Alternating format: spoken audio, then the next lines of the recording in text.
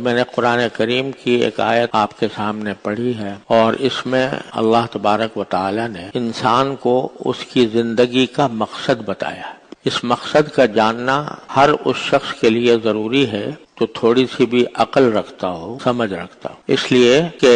ہم صدیوں سے یہ بات دیکھتے چلے آ رہے ہیں کہ انسان ماں کے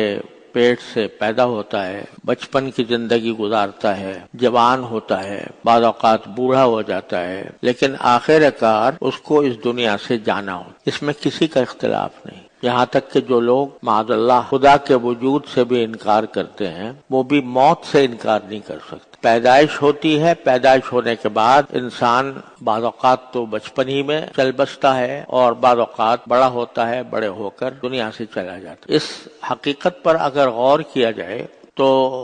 یہ سمجھنے میں دیر نہیں لگے گی کہ یہ زندگی جو ہے یہ ایک سفر ہے، اور اس سفر کی آخری منزل قبر ہے۔ تو جب بھی کوئی شخص کسی سفر پر روانہ ہوتا ہے، کسی بھی کام کے لیے سفر کر رہا ہو، تو اس کے سامنے کوئی مقصد ہونا چاہیے کہ میں کیوں جاؤں۔ اگر آپ یہاں سے لاہور کا سفر کریں تو کوئی دل میں مقصد ہوگا کہ بھئی کیوں جا رہا ہوں لاہور۔ کوئی تجارت کرنا مقصد ہوگا، کسی عزیز رشتہ دار سے ملنا مقصد ہوگا، کسی دوست سے ملاقات مقصد ہوگا، اور ہو سکتا ہے کہ ساروں سیاحتی مقصد، لیکن مقصد کوئی دن میں ضرور ہوتا ہے۔ چھوٹے سے چھوٹے سفر میں بھی انسان کا کوئی مقصد ہوتا ہے۔ اس سفر سے کوئی بھی انسان ایسا نہیں ہے جو کسی مقصد کے بغیر ایسے ہی روانہ ہو جائے اور پتہ نہ ہو کہ میں کیوں جا رہا ہوں اور میری منزل جو ہے وہ کیا ہے اور کس مقصد کے لیے میں اس منزل تک پہنچنا چاہتا ہوں۔ کوئی بھی شخص جس کے اندر ذرہ برابر بھی عقل ہو، وہ بغیر مقصد کے سفر پر روانہ نہیں ہوتا۔ لیکن انسان کا یہ سفر چونکہ ذرا لمبا ہوتا ہے، یعنی بعض اوقات ہو سکتا ہے 60 سال کا ہو، 65 کا ہو، 70 کا ہو، 80 کا ہو،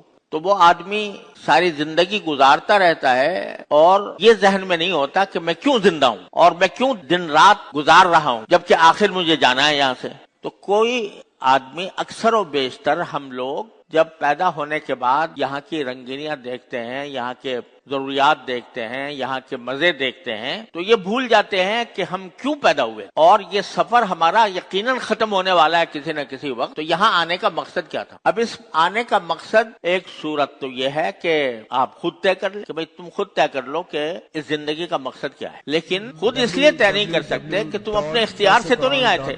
یعنی جب دنیا میں پیدا ہوئے تھے تو کیا پیدائش سے پہلے تم نے یہ ارادہ کیا تھا کہ میں پیدا ہوں اور پیدا ہو کر بچہ بنوں، پھر جوان بنوں، پھر بوڑھا بنوں، پھر مروں؟ یہاں پیدا ہونے سے پہلے تو کوئی آپ کے مقصد تصور کرنے کا سوال ہی پیدا نہیں ہوتا۔ پیدا ہونے کے بعد اگر آپ کوئی خود اپنی طرف سے کوئی مقصد طے کریں تو ایسا ہے جیسے بے ارادہ چل پڑے اور جب ہوش آیا تو اس وقت کوئی بات طے کر لی۔ حالانکہ مقصد تو کسی بھی فعل کا اس وقت کیا جاتا ہے جب ابھی وہ فعل کا آغاز ہو رہا ہو، اس سے بھی پہلے۔ اس لیے انسان کا تو کام ہے نہیں کہ وہ اپنے زندگی کے اس سفر کا مقصد طے کرے، کیونکہ زندہ ہونا اور دنیا میں آنا انسان کے اختیار میں سے نہیں ہوا، یہ کسی پیدا کرنے والے نے اس کو پیدا کیا ہے۔ تو اب وہ پیدا کرنے والا ہی صحیح بتا سکتا ہے کہ میں نے کیوں پیدا کیا، لہذا اس کے سوا کوئی چارہ نہیں ہے کہ بندہ یہ پہلے اللہ تعالیٰ سے پوچھے کہ یا اللہ آپ نے مجھے اس دنیا میں بھیجا، اتنا لمبا سفر میں طے کروں گا، بچپن بھی گزاروں گا، جوانی بھی گزاروں گا، بڑھاپے بھی گزاروں گا، تو میرے اس دنیا میں آنے کا مقصد کیا ہے؟ تو قرآن کریم نے اس ایک آیت میں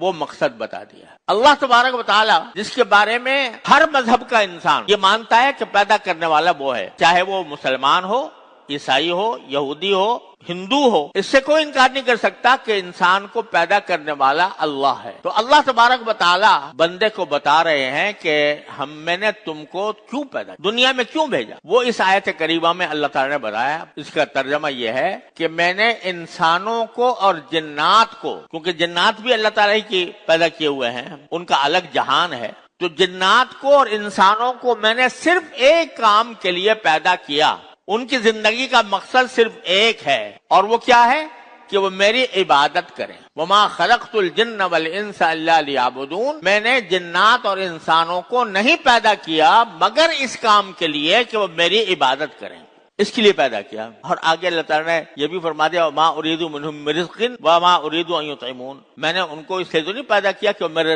واسطے رزق کما کے لائیں اور مجھے کھلائیں، کیونکہ ان اللہ هو الرزاق ذو القوة المتین، رزق دینے والا تو صرف اللہ ہی ہے. لہذا پیدا کرنے کا مقصد یہ بتایا کہ جب انسان ہو یا جن ہو، جب دنیا میں پیدا ہو، دنیا میں آئے تو وہ زندگی میری بندگی میں گزارے، میری عبادت میں گزارے. یہ مقصد بتا دیا.